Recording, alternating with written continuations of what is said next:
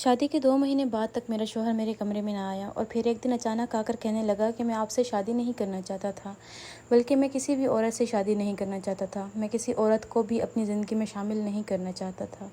یہ شادی میرے گھر والوں کی پسند سے ہوئی ہے، تو آپ میرے گھر والوں کے ساتھ سکون سے رہ سکتی ہیں۔ آپ کو اس گھر میں کسی بھی چیز کی کمی نہیں ہوگی، آپ جو چاہیں کر سکتی ہیں، جہاں جانا چاہیں، جہاں سے آنا چاہیں، آپ کی مرضی۔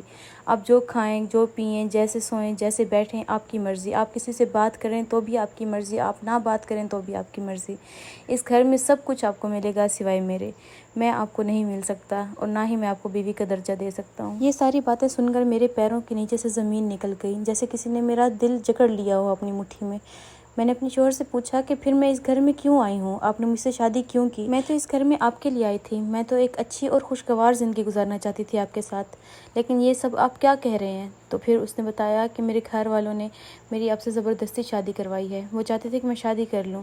میری پہلے شادی ہو چکی ہے، میرا ایک 8 سال کا بچہ ہے، جس کو شاید میرے گھر والوں نے میرا بھتیجا کہہ کر آپ سے متعارف کروایا تھا۔ میری اس بیٹی کی پیدائش کے دوران ہی میری بیوی دم توڑ گئی تھی۔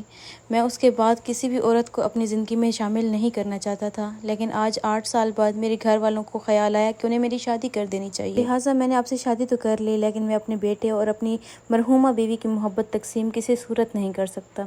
یہ ساری باتیں میں نے سنی، میں نے حوصلہ کیا، میں نے اپنی امی کو کال کی، میں نے اپنی امی کو سارا کچھ بتایا کہ امی یہ سارا کچھ ہوا ہے میرے ساتھ دھوکہ ہو گیا امی، میرا بھی آپ کے جیسا نصیب نکلا ہے، میرا شوہر مجھے قبول کرنے کو تیار نہیں ہے اور وہ پہلے سے شادی شدہ ہے۔ میری بات سن کر امی رونے لگ گئیں۔ امی نے مجھے بولا بیٹا اپنے کپڑے وغیرہ باندھو اور میں تمہیں لینے آ رہی ہوں۔ میری امی آئیں، مجھے لیا، میں نے گھر سے کچھ بھی نہ اٹھایا، نہ زیور، نہ پیسے، کچھ بھی نہیں، میں صرف وہاں سے 4 جوڑے کپڑوں کے لائی تھی۔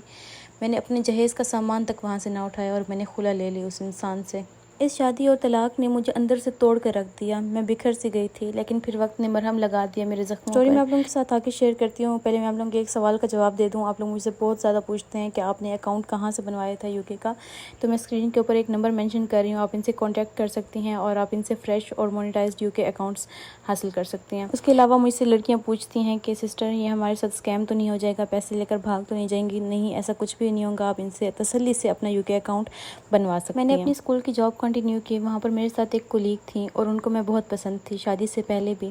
انہوں نے مجھے بولا کہ میں سب جانتی ہوں تمہارے بارے میں اپنے گھر والوں کو بتاؤں گی اور میرا ایک لوتا بھائی ہے، تم اس سے شادی کر لو۔